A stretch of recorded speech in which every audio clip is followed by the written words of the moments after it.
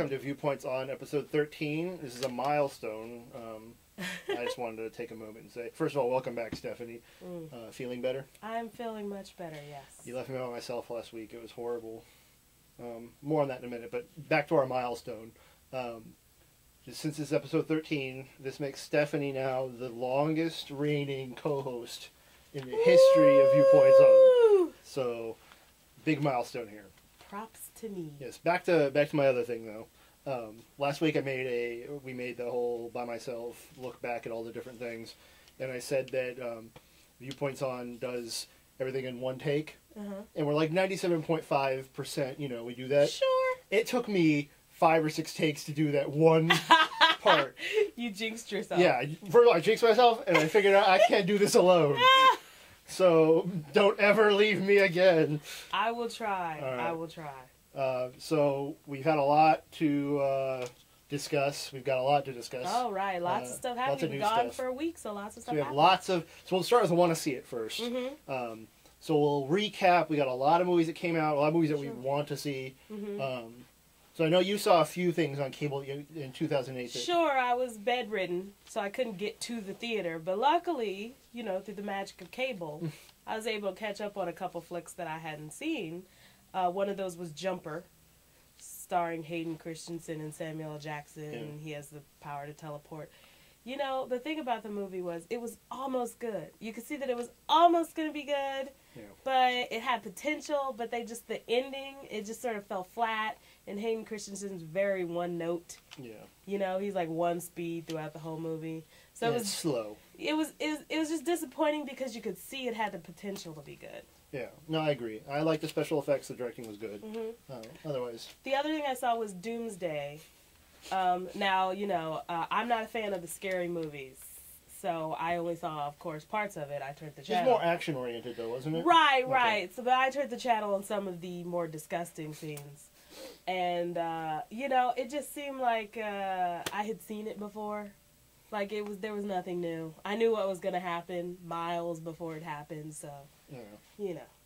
But Rona Mitra, she's a good action actress. Soon to be seen in Underworld. Trying to take Kate Beckinsale's part, I guess. I like her. I liked her since The Practice.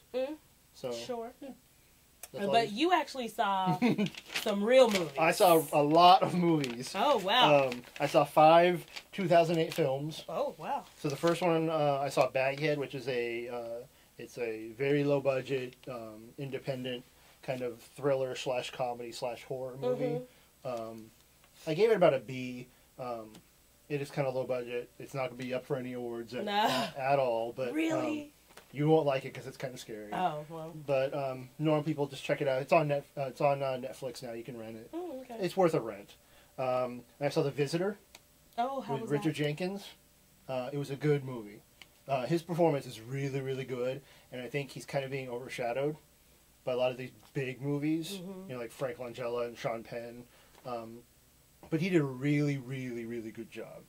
Because that's one of the reasons why I even got this movie, because of all the, you know, the hype and everything over his performance.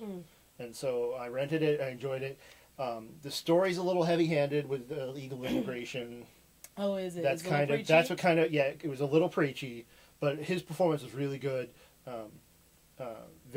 Most of it was very subtle performance. But then there's parts where he just went boom, and that's where you're like, wow, you know, where'd that come from? So that one's also worth a rent, I think. The other movie I saw was, I tried to watch Man on Wire. It's the documentary that's winning all of the best documentaries. Oh, sure, yeah. That's the reason I got it. I'm like, well, if it's winning all these awards, I might as well watch it. I got through 15 minutes of it, and I was just bored to tears. Oh, really? A lot of it was in French with subtitles, and I'm like, okay, I'm just not in the mood to sit here and watch, you know, a French subtitled movie about a guy who likes walking across a wire. So that's just me and my bad mood. That sounds like riveting television.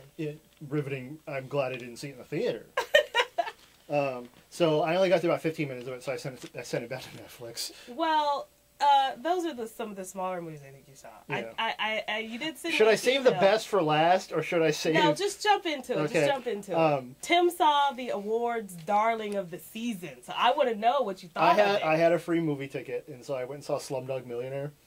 And so I'm like, you know what? It has a love story, and they said it's so inspirational. You'll leave the theater like feeling really good about yourself. So I'm like, I haven't really had a bad day, so I'm going to see this movie and be feeling better about myself. So I'm like, so I went in with the thinking that it's a love story, that it's an inspirational movie you're going to love, and that everyone loves it. It's a great movie. I did not like it at all.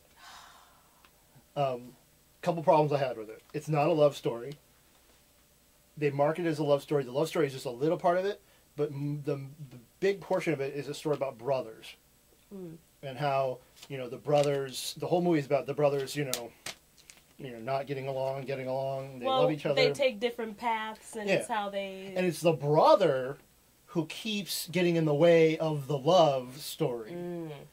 So it's the brother is jealous, or the brother, is horny, or the brother is, whatever, and he keeps getting in the way of that.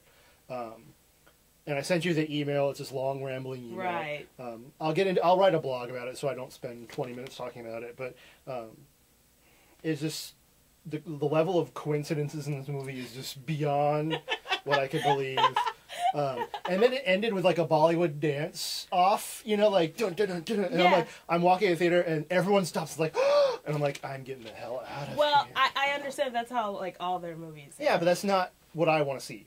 So, and so I didn't leave the theater all happy, go lucky, and everything. I left the theater upset. So, but then I went and saw what I believe is one of the best movies of the year. I don't think I told you this. You might be surprised. I saw The Wrestler. Oh, okay. And holy crap. Really? Yes. I'm going to make an admission here. This is the one movie this year that actually almost brought me to tears. Wow. It was amazing. We'll get to this later, but Mickey Rourke deserves everything. Every honor he gets. Wow. It's amazing. Marissa Tomei is amazing in that. And for 44, she ain't, okay. Because she takes it all off. So I'll just say, wow, if you're like that, that's a reason to see it. The wrestling is really good. I used to be an old school fan of wrestling. There's some parts in it that are kind of hard to watch. Like they have a hardcore match, and the guy's like stapling with a stapler, and like cutting each other. And he does this part where he takes the thing out of his thing and cuts himself. That's pretty hard to watch. Yeah. The movie as a whole is really good, but Mickey Rourke really elevates it. So right now I'm saying that my top 5 have changed. Oh. So it is now Dark Knight, The Wrestler, In Bruges, Iron Man, and Changeling. So Tropic Thunder got bumped. Wow, Tropic Thunder got bumped for The Wrestler. So, so you should see it. I had to go very far to see it. So, if you can, go see it. Oh. I'll say drop what you're doing and just go see it. It's worth seeing. Okay. Wow. And then I had a bad experience. I'll say this. I was going to go see Gran Torino because it came large this weekend. And I walked into a conversation where people were talking about the ending. Aww. Completely spoiled. I mean, they were just blabbing it as loud as they possibly could. Just blab the entire ending. So I'm like, okay, now I don't want to see it. I don't want to sit through this movie because now I know how it's all going to end. And they know it's one of those movies that not everybody has seen. It's not like talking about the ending of Dark Knight, you know? Well, and the bad thing is the person who was talking about it bootlegged it. So they didn't even pay to see it. So it's like they just ruined. So they just lost like $20, because someone bootlegged it and ruined it for me. So I'm probably not going to see it now. I'll probably catch it on a video when it comes out eventually. But I think I'm going to go see it. I think if you knew the ending, it would ruin it for you. Well, then I don't want to. So I'm not going to ruin it for you. Yeah, so I'm not going to blab. So what do we have for this week? For this week, again, we're in that crap season of Hollywood where they're just burning off what they have until summer. And so this week, nothing real exciting. We've got My Bloody Valentine in 3D. Kind of. As if these torture porn movies weren't enough. Like, do you really need it in 3D? Yes, I do. Oh, well, I'm sorry. And Notorious, the biopic of Notorious B.I.G. Which has a very good rating on Rotten Tomatoes by now. From what I hear, it's very accurate. The portrayals are all great. They got a lot of cooperation from his family and from, Puff Daddy and everybody involved. So it's something I'm interested in, but I can't see going to the theater and paying like $8 to see it. I lived it. I know. I know how it happened. Yeah. And of course, Paul Blart Mall Cop, which I know you're going to be at the first show on Friday to Yes, see I that. will. You know. Let's just end this segment by doing this.